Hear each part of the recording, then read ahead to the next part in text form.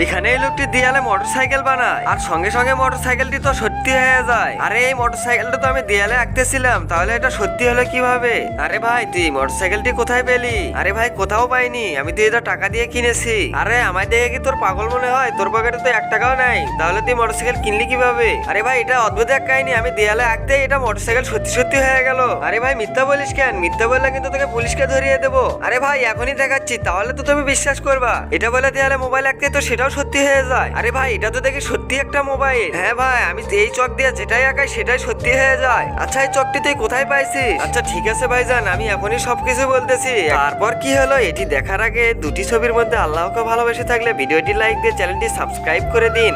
আর যদি শয়তানকে ভালোবেসে থাকেন তাহলে কোনো কিছু করার দরকার নেই। একদিন আমি জঙ্গলের রাস্তা দিয়ে হাঁটছিলাম আর হঠাৎ দেখি একটা সাধু বাবা সেখানে পড়ে আছে মাটিতে আর পানি পানি করে চিৎকার করতেছিল।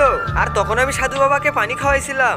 শুক্রিয়া। আরে বাবা তুমি আমার জীবন বাঁচিয়েছো, এই যে এই জিনিসটা রাখো, এটা তোমার কাজে লাগবে। আরে বাবার কাছে আবার গেলে মানে এর থেকে ভালো কিছু পাবো, চল। আর এটা বলে তো তারা সাধু বাবার কাছে চলে আসে। আরে ফকির বাবা আমাকেও একটা চক দিন, আমিও আমার বন্ধুর মতো মোটরসাইকেল টাকা পয়সা করতে চাই। আরে বাবা ওটা তো ওর হকদার ছিল, এই জন্য পাইছে, তুমি তো এটা পাবে না। আরে সাধু না দিলে তোর খবর আছে, তাড়াতাড়ি বের কর।